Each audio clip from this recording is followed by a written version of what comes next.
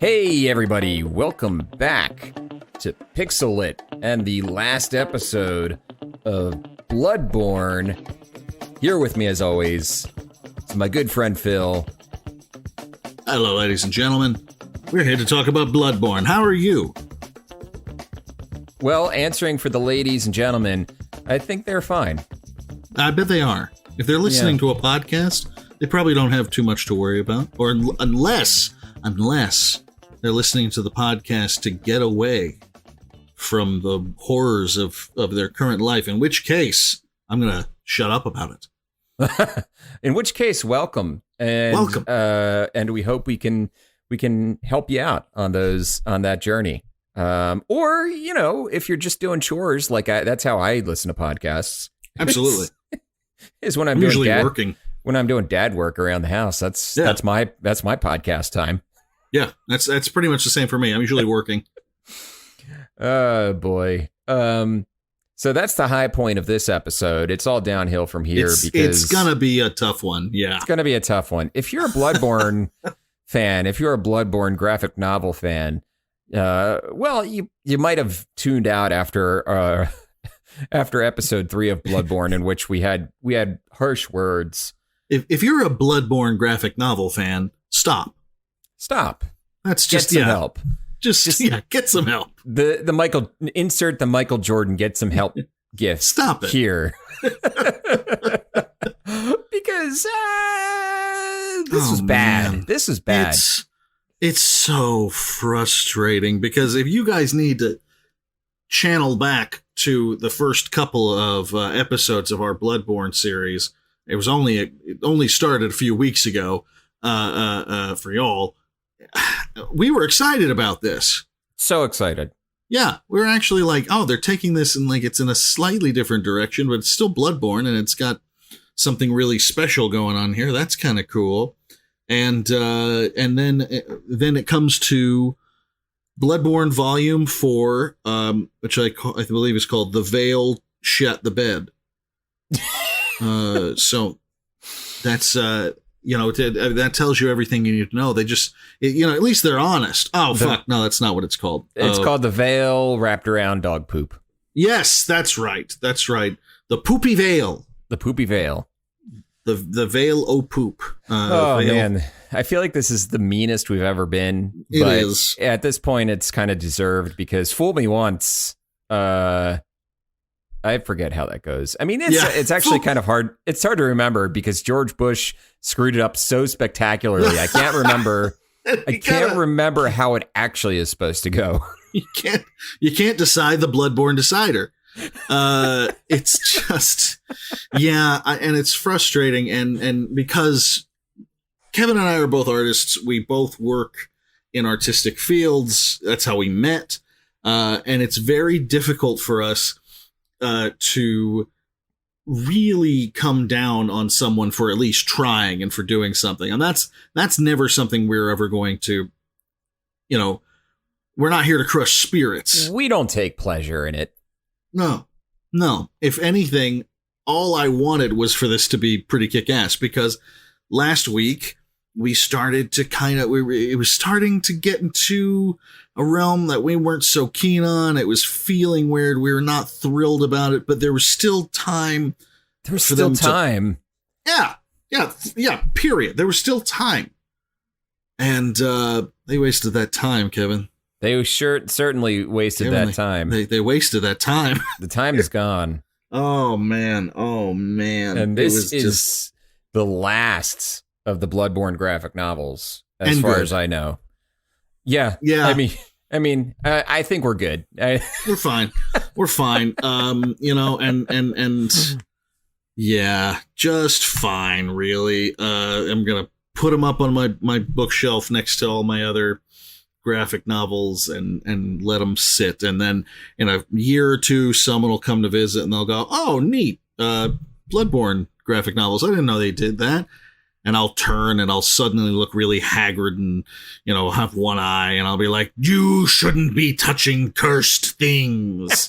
And they're like, well, I was just kind of, I used to love that video game. I like comics. I thought it was like, no, Stay away from this cursed item, torn from the devil's butthole.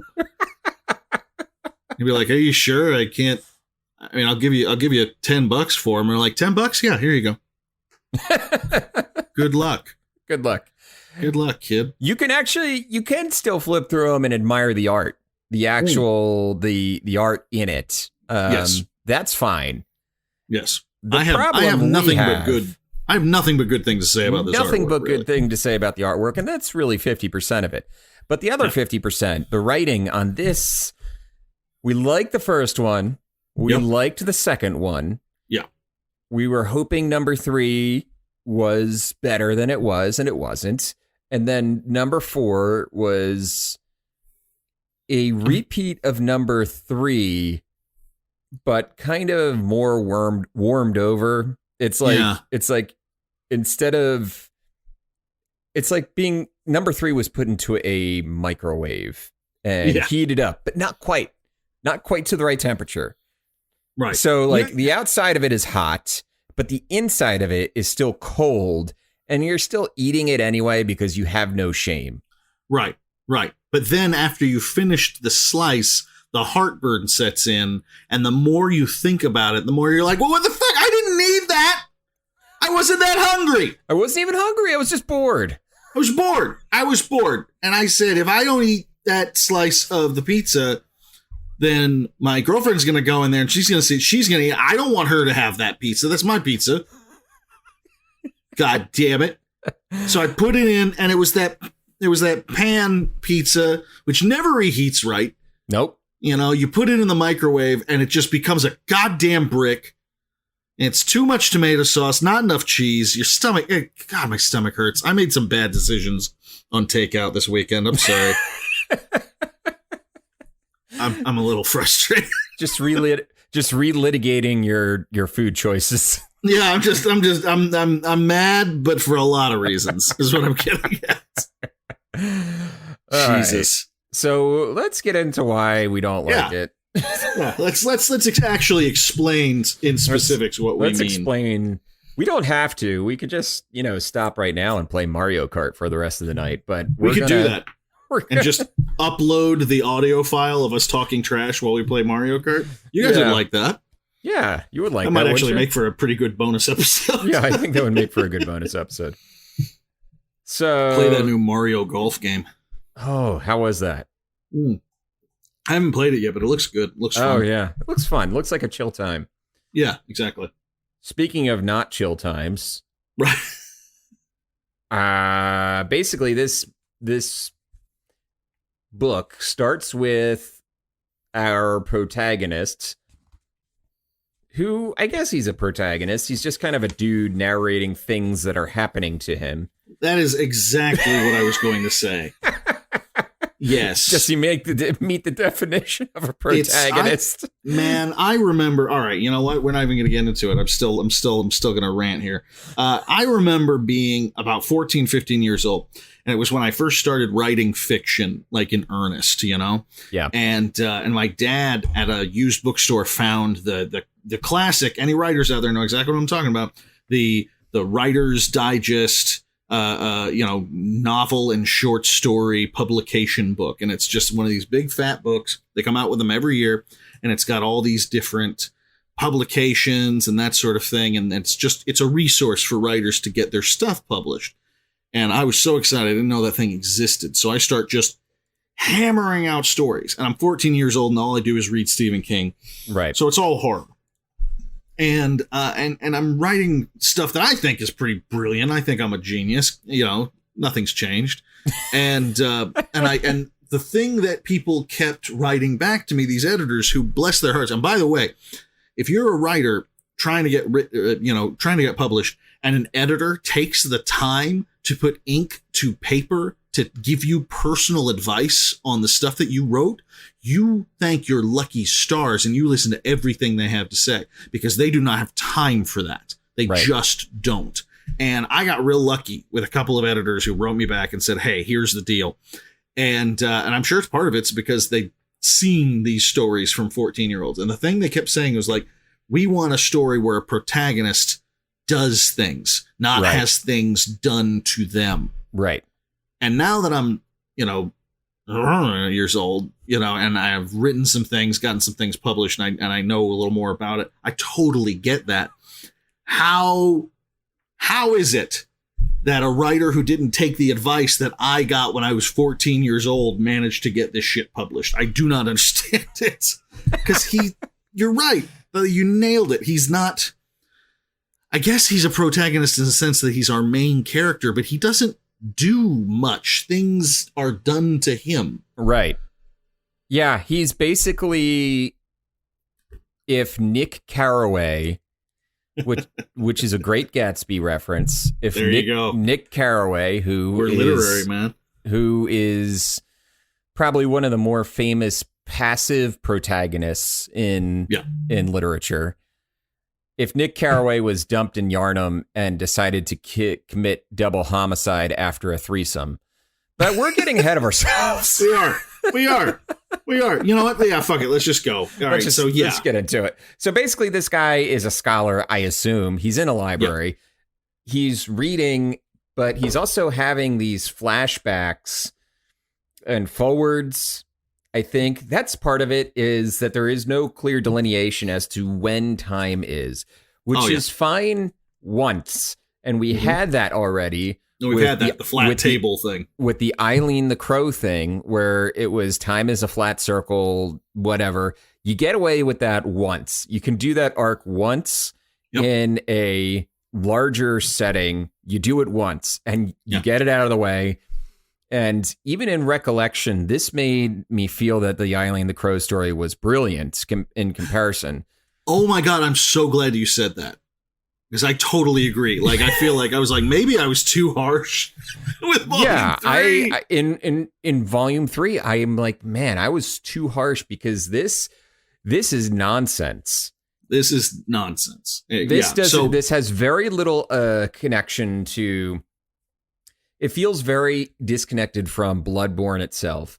It absolutely does. I have a feeling I know possibly which character this might be, but if it is that character, it's a character that is of such minor importance to the game, and I believe they are found in the DLC, and they are not the main purpose of the DLC. They are just, and you can miss them.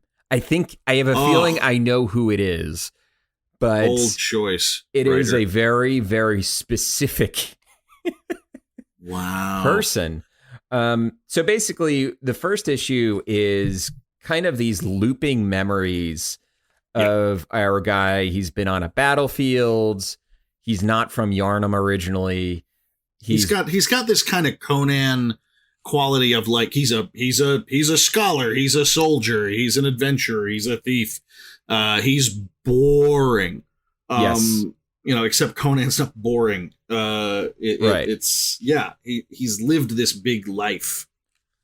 Yes, he's lived this big life. He's gone to he's I'm not even sure what his motivation is. And I feel like there is part of it is almost a little, I want to say it's almost a little insulting because it's relying on tropes of mental illness that I find a little uncomfortable. Yeah. There are some, it's never outwardly said because obviously this isn't something that would be found, that wouldn't be discussed necessarily in Bloodborne itself. And a lot of Bloodborne and Lovecraft and all that stuff has, it's not even subtext, it's the text is losing your mind, right? There's a difference between losing your mind from the exposure of eldritch horror to trying to tell a story and not doing it very well or very, I want to say cautiously or in a way that takes the matter seriously, because the guy displays the tropes of like schizophrenia, right? In one moment he's, and I'm not even saying that this is what schizophrenia is. I'm just saying it's the way media has portrayed it. Yeah. And it makes me made me feel kind of uncomfortable when I'm looking at it, because at one point the guy is like normal and then he's like grinning wildly, and he has his razor blade up to his own throat. Yeah. Apropos of nothing, and let's go through the motions, just beat for beat, real quick, Sure. just so that people know exactly what we're talking about. So this guy, he starts out in a library. We don't know what he's looking up exactly. He flashes back or forward to a war zone. He appears to be the only survivor. Flashes back or forward to him falling asleep. He's woken up in the library. I guess he dreamt about the death and the mayhem. Maybe he experienced it. Maybe he didn't. He makes eyes at a young lady and a young man, both in a bar, which, woohoo, good for you. Yep. We at Pixel Lit love our bisexuals. Good for you. Good for you. It cuts forward or backward, I don't know, to him in an old-fashioned, I did dig this, an old-fashioned scuba, the big iron thing. Yeah. And he is going down under the ocean, and he finds what appears to be some sort of tear in reality with some sort of face, peeking out from behind. It's a literal veil torn asunder. Yes. Yeah, there you go. It cuts to him back somewhere in at a happy looking sink. I don't know what a happy looking sink looks like, but this is it. It's a Bob Ross looking sink. Exactly. And he's thinking about some fortune teller giving him a fortune, as you would say. Thinking about he's shaving himself slowly. You get the little tension of the razor close to his throat. He goes back to the bedroom where the young man and the young woman who he was making eyes at in the bar are nude, which is just scandalo. El scandalo. And then he goes out for another evening walk. We've got some more chained up coffins. Always love it. And he's just grinning like a madman at the buildings, which all seem to have faces staring out at him. And then it cuts back to him in the bathroom, considering maybe he's going to cut his throat. I don't know. And then he's back on the street being accosted by a horrible, long-legged, monstrous-looking thing in a hooded robe, carrying a bag over its shoulder, filled with God only knows what. And those, the bag is filled with other bodies. Good. That's something called a snatcher. Okay, so that's straight out. I should have guessed. Running into, I believe it's called a snatcher. Basically running into one of those. If you let one of them, it's actually kind of neat because it's like a secret. It's a hidden area. It's a place that you end up going to in the game regardless, but you can get there earlier if you run into one of these guys and let them kill you. Basically, if you let them kill you, the idea is that they put your body into that bag, and when you wake up next, you're somewhere completely different. Oh, okay. And that's pretty cool. Yeah, it's pretty cool. And that's what it references at the beginning of the next issue, I think, right? I think it's a section. There's a big symbol that comes up, but I don't think it's the end of the I'm not sure if it's the end of the issue myself. Yeah. But yeah. Now, and by the way, real quick, by the way, you listeners might be thinking, okay, you guys are tearing through these actions that are happening. Well, what is he talking about or thinking about while this is happening? To which I might answer, nothing. It's meaningless. There are words. There are certainly words. They're in English. They are in English. They are competently spelled. Yep. Some of them are complete sentences. Yeah. Some of them. Yeah. And it's just him talking about the truth and the thing that's inside of him, and this vague sense of madness that you get from somebody who's never actually read H.P. Lovecraft, who really wasn't that good of a writer to begin with. Let's face facts. Yep. And they've heard people talk about what Lovecraft is supposed to be. It's like third generation Lovecraftian nonsense is what he's kind of babbling. Right. I heard Lovecraft once. Right. I heard somebody talk about Lovecraft once is kind of what the vibe of the dialogue is at this point. Right. And that's the gist you're getting here while he's flashing backwards and forwards, kind of the same way that we saw in Volume 3, you know? And Volume 3 had and now I'm in retrospect pumping up Volume 3 because Volume 3 had the core subtext of there is a real wound at the heart of the character that has to do with losing somebody that she cherished deeply. Right. There was a single thing that was flashing back. Single thing that it's all circling around. This is not circling around any one thing. It's circling around a dozen things. Which could work if you're writing a novel, maybe. Right. If you were writing a novel and you had pages upon pages to work with, lots of room to play, and you were a competent writer, then maybe you could make that work. Right. But that many thing in a brief graphic novel with this kind of weak narration is just frustrating. Yeah. So he wakes up after being captured by the Snatcher naked and in a completely different part of town. And there is a low red moon hanging in the sky, which we have seen that motif several times already to kind of signify that it is something has changed in Yharnam.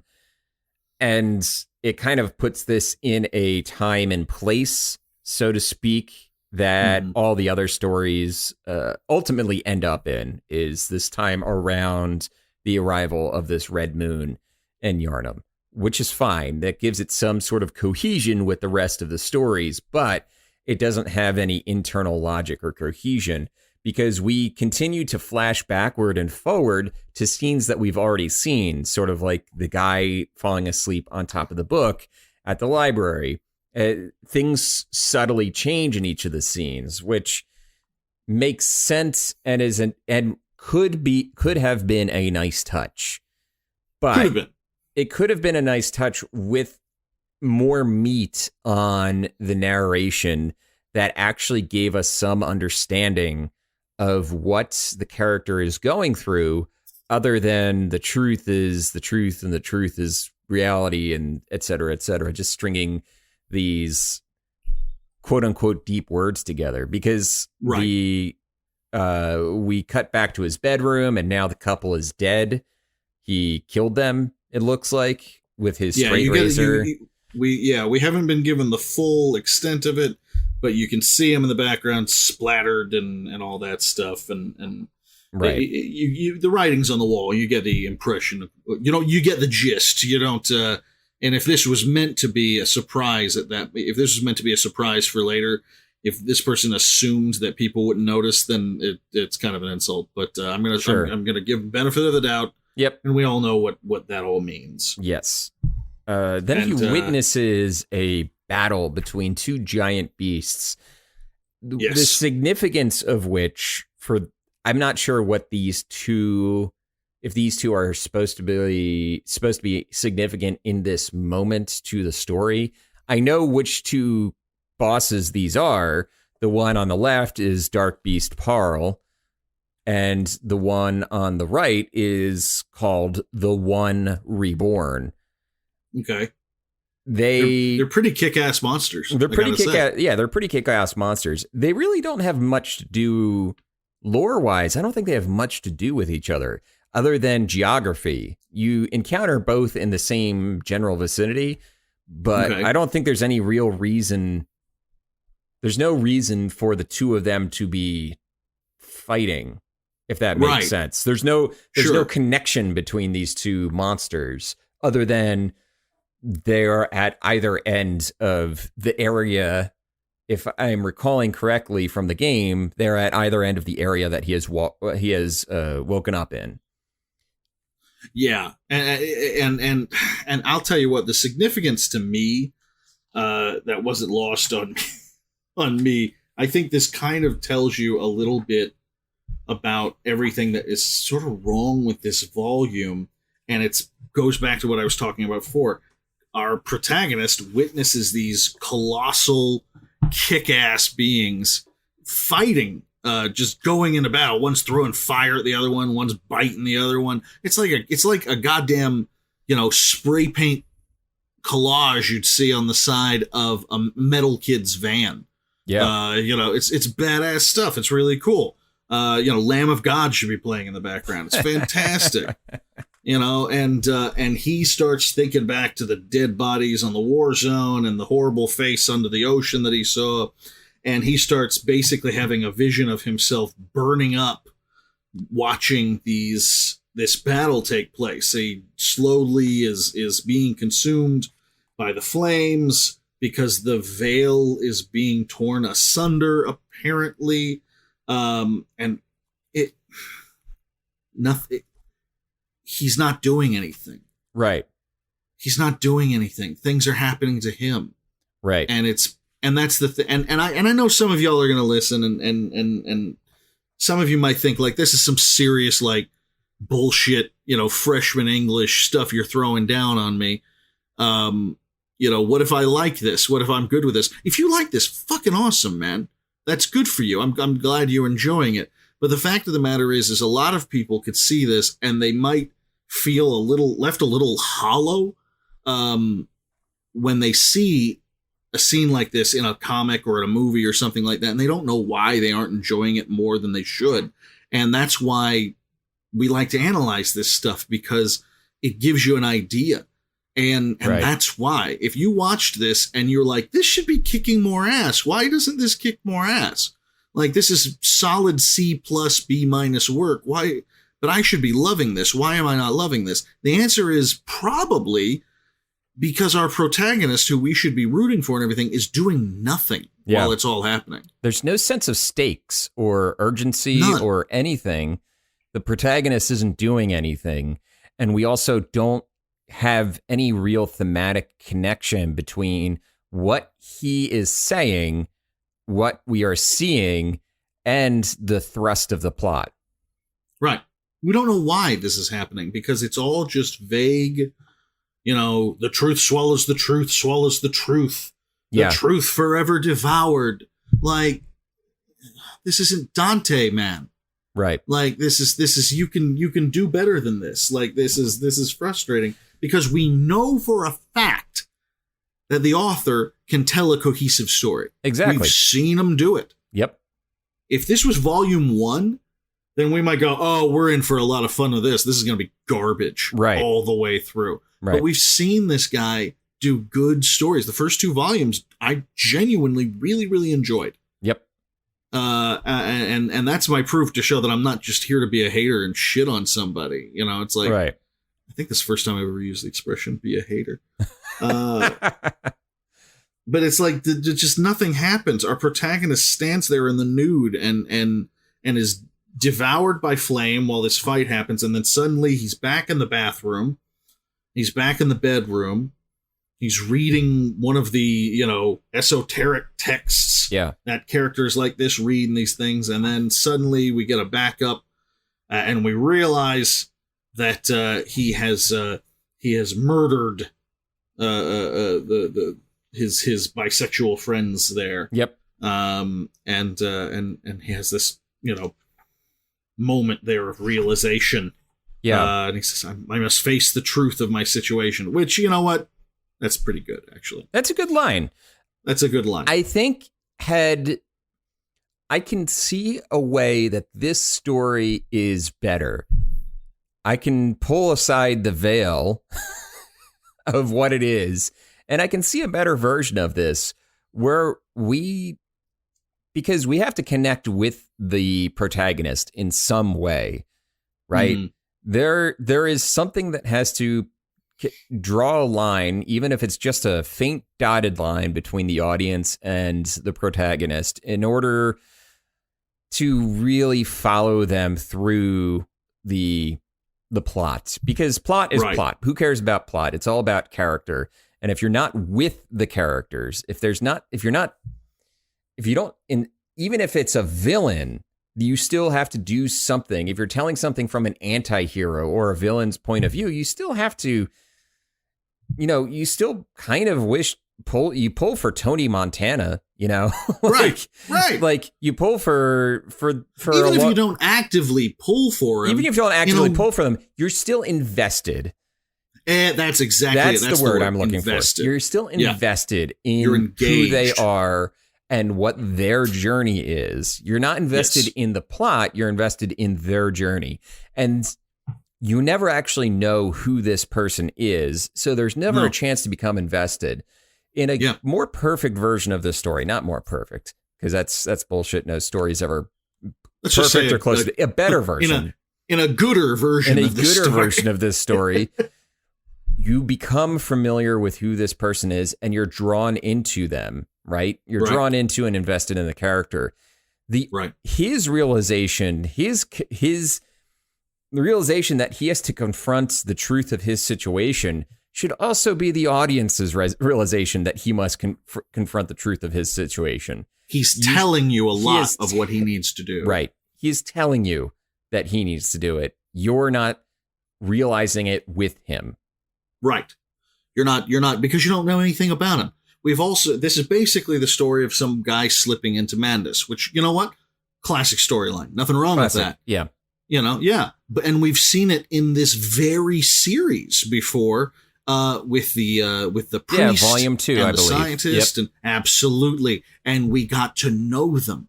Yep. And we got to know little things about them. Women that one guy has a crush on, a little bit about their background, just little bits, just little moments that make us go, okay, I know who you are. There are authors that definitely overdo that. Stephen King, if he wasn't so obsessed with that, it could have been, 300 or 400 pages long. Yeah. But, it's something, and we're not getting any of that. We're getting little glimpses of his past, like, I guess he was in a war, but nothing. And I guess he likes to fuck. Yep. But all of his dialogue. And I think, what I think would have made this better, Kevin? Another character. Yeah. Like a single other person for him to talk to. Yeah.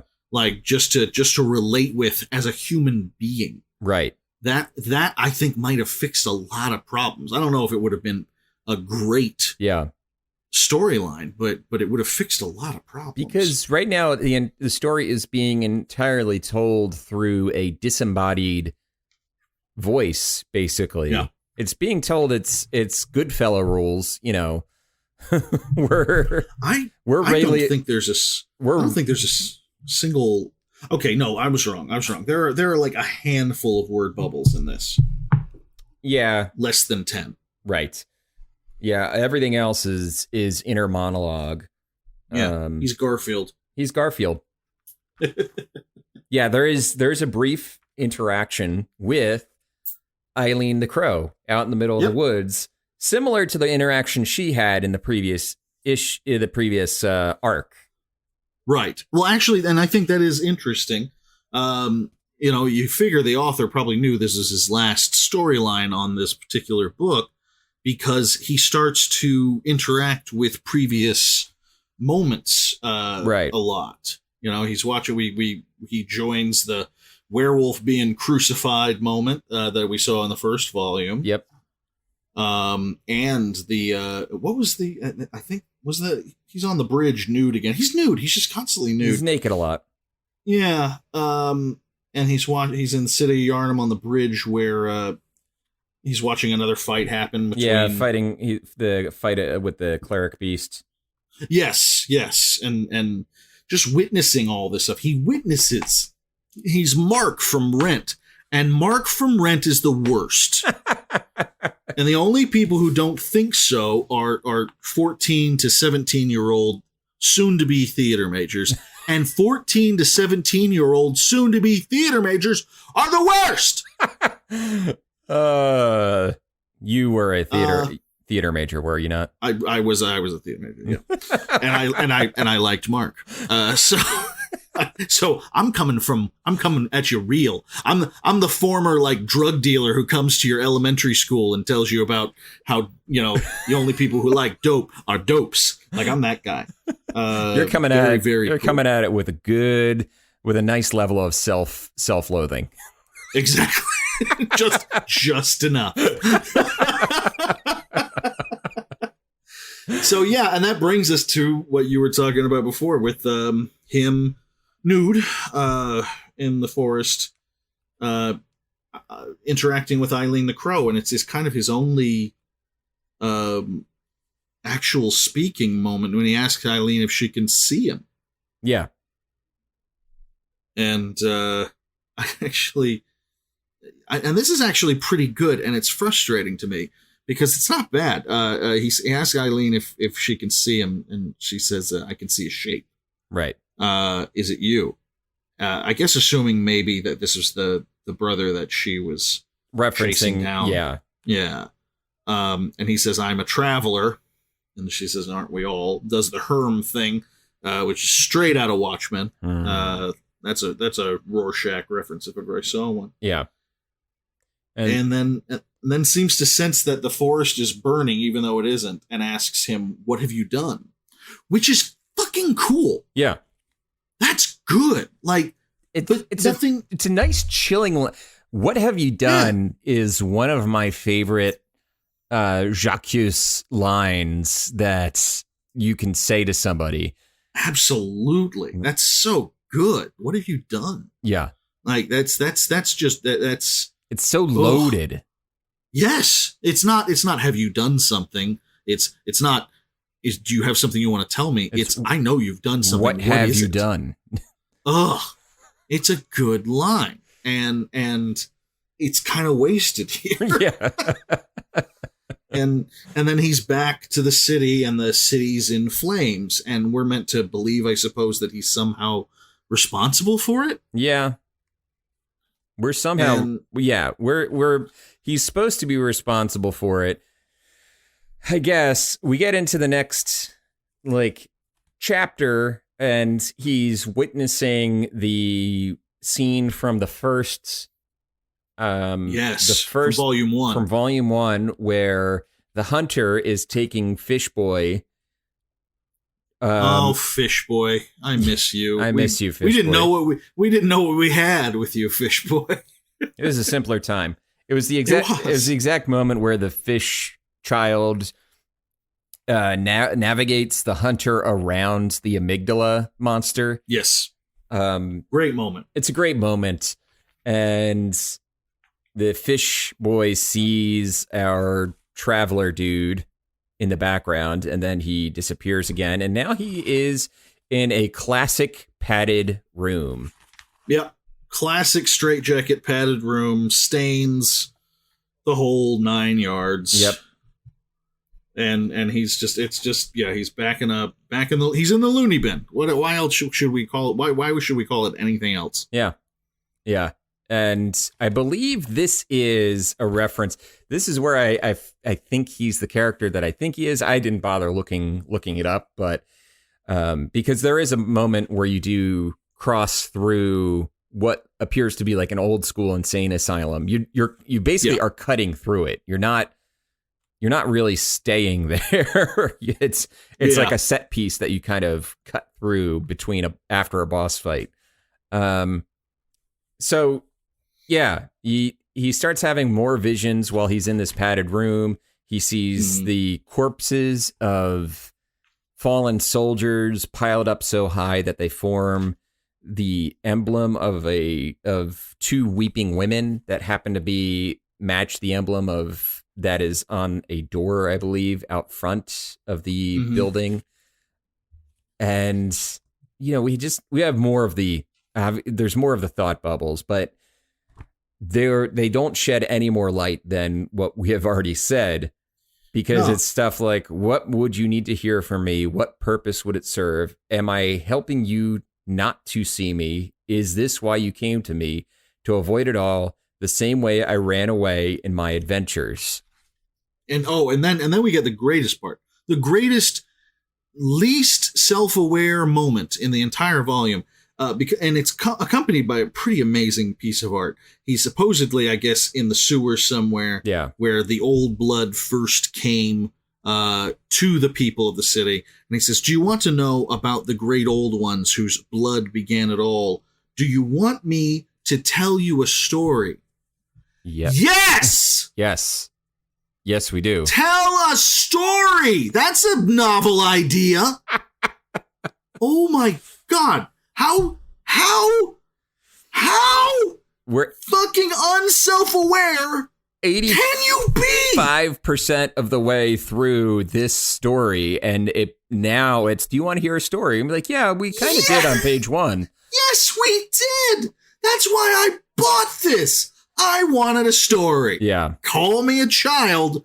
I thought maybe a story would be interesting. I don't know. I didn't realize that you had a treatise prepared for madness, written by someone who's only ever heard of madness in episodes of Are You Afraid of the Dark? But and then there's like a middle finger to the reader on the next page where it says a simple story that satisfies you. You're like, fuck you.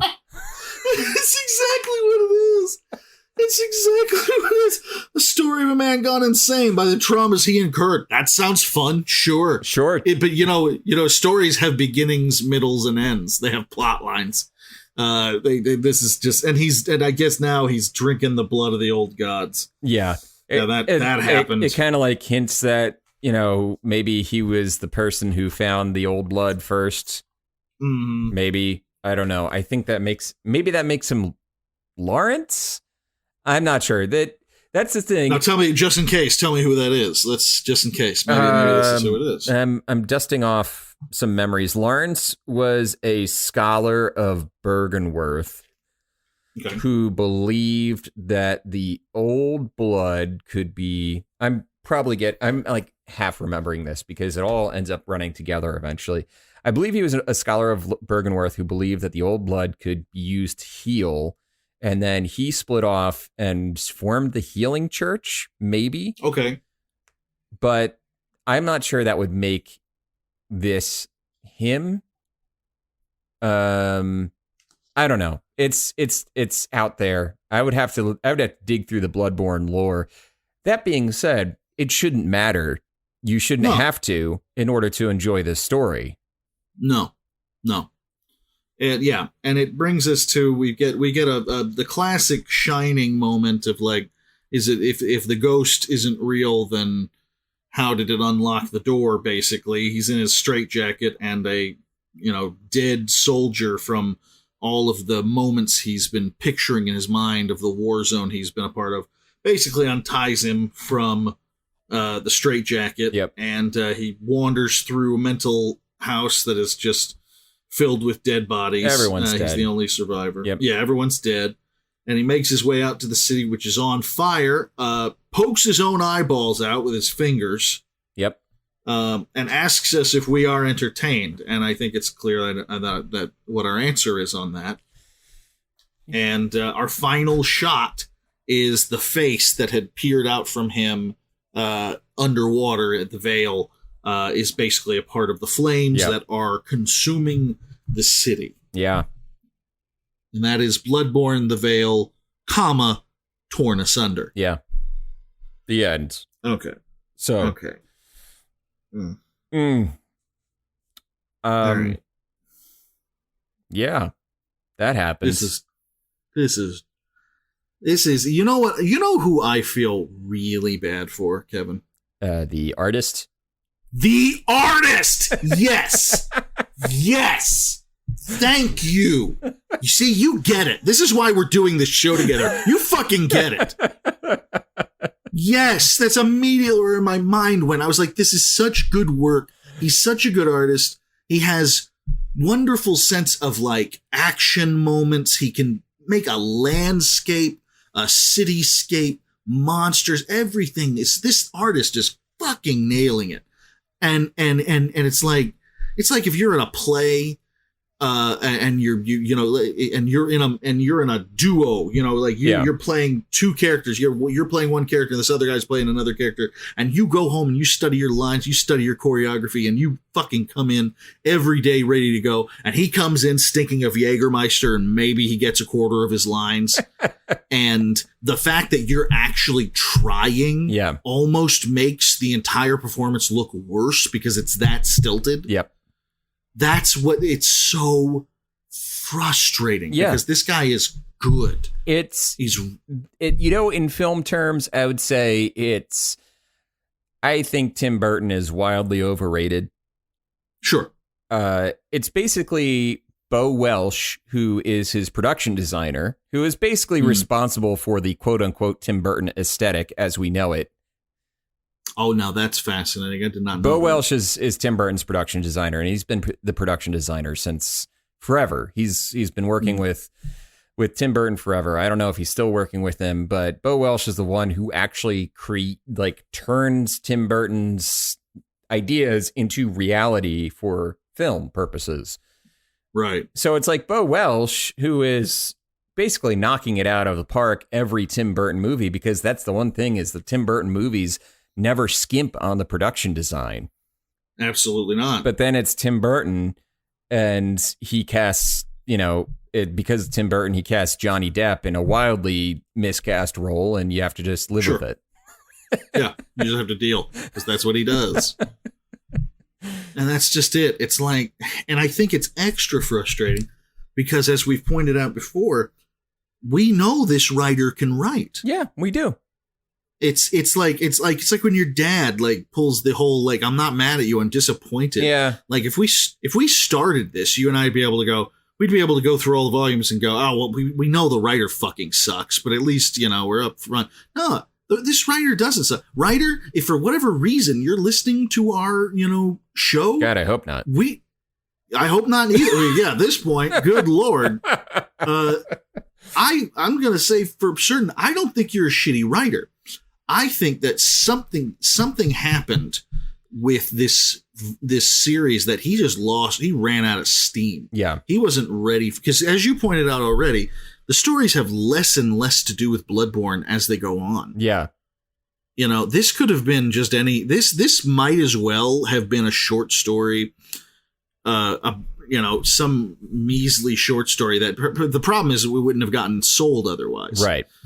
This by itself, without the Bloodborne franchise to back it up, you couldn't have sold this. Nope. No one would have read this. No one would give a shit. It's Diet Lovecraft, basically. Right. It's written by, it just sounds like a storyline of somebody who has heard of Lovecraft from a friend, but never actually read it or something like that. It's like, I've read books that were based on Lovecraft, and I read fan fiction. No, not even that. I read fan fiction that was based on books that were based on Lovecraft, and I took that to be Lovecraft. Because you know what? I'm just going to say it. I'm going to say it, and if y'all need to, revoke my geek card or come at me or something like that, bring it, nerds. But none of you really like Lovecraft. There's a handful of you who actually enjoy Lovecraft. I like aspects of Lovecraft because I'm a monster guy, and Lovecraft made some kick-ass monsters. Let's face facts. Right. But have you read Lovecraft?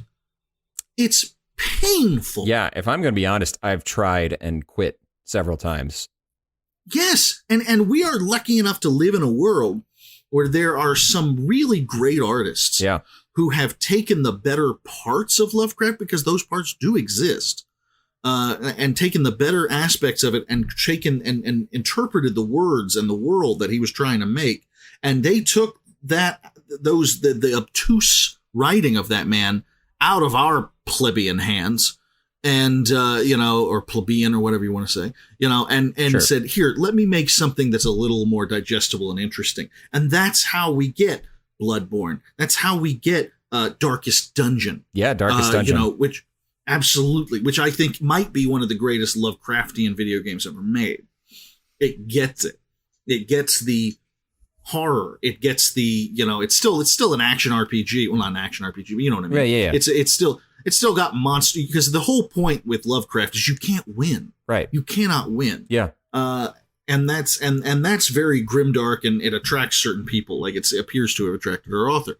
So it does have aspects of like fighting and, succeeding every now and then, but ultimately, you're trying to take care of your sanity and your mental health, and right. It's crazy. And it's really well done. And thank God we have those game designers and writers, who are inspired by that. They can distill it down to the essence of what made it interesting and discard literally everything else, including the racism. Right.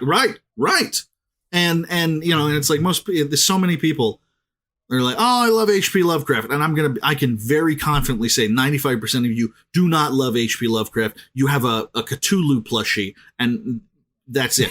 And that's fine. You know what? That's fine. That is fine. That is fine. Cthulhu is a fucking kick-ass design. There's a reason that he's as popular as he is. There's something about him it's a great design. Right. It's spooky. The cosmic horror is appealing. But this feels like someone who, God, he was trying too hard or he wasn't trying enough. And I can't figure out which is which with this guy. It's frustrating. And I know I'm going off on a tear here, but it's like, I appreciate the tear. It's just so frustrating because it's like, were you under a deadline, dude? Probably. Is that what it was? I wouldn't be surprised if it was. Yeah. If it was, all right, you got to crank out 16 scripts, because that's what it totals out to, 16 scripts, right? You got to crank out 16 scripts, break it out into four issues of 4, and you got to have them turned over to the artist in 3 months or something like that. Right. And it feels like he was just like, he just didn't have a plot for this last volume at all. Yeah. And basically just did the weaker aspects of volume 3, which, like you said, I'm starting to grow and enjoy more and more. Yeah. And because if you're a halfway intelligent guy, especially, let's say if you're a halfway intelligent white guy, especially, there is a level that exists in all of us on a certain level that we have to come to grips with, where we just kind of feel smarter than everybody sometimes, especially if you're creative and especially if you're like 22. Right. And thankfully a lot of us grow out of it. Most, I would argue most do. Yeah. At least beyond the most obnoxious, blatantly, horrifying ways. Almost every white man is exceedingly mediocre and doesn't think that they are. Right. and if you have a little bit of intelligence, I can see where you'd make a script like this, because you're like, oh, if I wax poetic enough, if I get real purple with my prose and get real drifty and dreamy and all that shit, then no one will notice, but people will think I'm a genius because they don't get it, and none will dare argue that I don't know what I'm talking about. Yeah. Because I clearly have this huge mind. What do they do? What's the meme with the galaxy? The universe? The galaxy brain. I got a galaxy brain, and with this guy's kick-ass artistry and this franchise that's well respected and loved, backing me up, no one will fuck with me too much over this. And I'm here to say fuck you. Right. And I hope that I'm wrong. I hope that I'm wrong. Like I not hope. I don't want to hurt anybody's fucking feelings, man. I don't want to, but the fact of the matter is this is not good work. Right. This is not good work. It's pretentious. The artist is wasted. Yep. On it. The monsters are wasted on it. Yep. It's got almost nothing to do with Bloodborne. Bloodborne at its core, I'm sorry, is about fighting big scary monsters. It's got all this lore and it's got all kinds of shit, but when you get down to it, when you play Bloodborne, most of your time is spent fighting big scary monsters. Right. And when you have a whole volume, you have 4 whole issues, and all that happens with any of those big scary monsters is your protagonist watches them fight and goes, oh, you fucked up. Yeah. Ugh. Yeah. What a dire frustration. Oh my God. Yeah. What are we reading next, Kevin? We are reading Far Cry. Far Cry Absolution, I believe, is what's Far next. Cry I'm sure that can't be fucked up. So Far Cry Absolution is based on what? Far Cry 5? Far Cry 5, which I actually am a giant nerd for Far Cry. Yeah. In general, and I really enjoyed Far Cry 5, so I'm actually really looking forward to this one. Yeah, I'm looking forward to it too. I wonder how it's going to deal with the fact that I believe isn't Far Cry one of the games where the creators are like, "Oh no, it's not political at all," or they kind of shy away from they. It's like maybe it's Is it Ubisoft? Ubisoft, yeah. Yeah, then definitely. It's like it's like only dipping one toe into the water and of being political. Yeah. And be like, no, we're not talking about white extremism. And the next one takes place, I think, in like Mexico City or something. And it's Giancarlo. Rebel. Is it Giancarlo Esposito? Yeah. God, I love that man. I love that man so much. He's such a good actor. Yeah. I'm really pumped about that. The thing for me with Far Cry is it's kind of like Grand Theft Auto with a nice squeezing of Hunter S. Thompson on top of it. Like it's really drug fueled and insane. But it's still got these kind of stupid moments and characters and jokes in it where you're like, who the fuck are you? Right. Jesus Christ. But mostly it's like just a big explodey adventure in paradise 9 times out of 10. Yeah. So I'm basically going to take this as an opportunity to play some more Far Cry 5, and then when the 6th one comes out, I really hope it's mostly just explodiness and some nice action. It'll be a break. Yeah. I'm hoping it's straightforward because I don't really have the tolerance for any more veils being torn asunder. Let's keep those veils in one piece. Let's keep those veils in one piece. Who's tearing the veils up? Please, let's. Who's doing that? Who's doing that? Which one are you? Which one are you doing? Veils. It's such a fragile material that the veils are made out of. Who would do that? Someone paid good money for those veils. It's a waste. But it's done. That's what's important, damn it. It is done. So Bloodborne, the Bloodborne series as a whole, what do you rate it? Oh man, it starts out, I'd say like an 8 to 7.5, and then plummets to like a 3 as it goes on. Yeah. I'd say if you could evenly, kind of do the math where it's like even drops from a 7 to a 5, from a 5, or something like that. I would say that's how it was, and anything, and I cannot give it a 0 or anything like that, simply because the artwork is just fan-fucking-tastic. Yep. And that counts for something, because it's a comic book, for Christ's sake. So that's always there. So I'd say the first one's an 8, the second one's a 6, the third one's a 4, and the last one's a 2. Yeah, that's pretty much how it steps down. Yeah. If you're a Bloodborne fan, then pick up volume 1 and 2, and you're probably fine after that, unless you've got a real love for Eileen the Crow. Yeah, or you just like collecting the entirety of things. Yeah. If you want the whole thing, I don't believe there's any intention, and based on the writing, you get the distinct impression that this is it. Yeah. I think it's just the 4 volumes. This last one came out last year at some point, so I think we'd have a 5th by now if there was one. Yeah. But you know what? We'll keep our eyes peeled. We will keep our eyes peeled here at Pixel-Lit. Thank you all for listening to us ramble on about Bloodborne, the Veil Torn Asunder. Just as a reminder, you can follow us on Twitter at PixelLitPod, and we are available on every podcast platform, so tell your friends. And we do have a Discord now, so please check our Twitter for more information on how to get into that. We have Phil and I are in there. Phil's on there occasionally, but I'm on there every now and then. And we have some friends on there. it's just a good time. So if you want to hang out, you want more timely updates on the status of the podcast or what have you, then consider joining our Discord. That'll do it for us today. I've been Kevin. I've been Phil. And take care, everybody.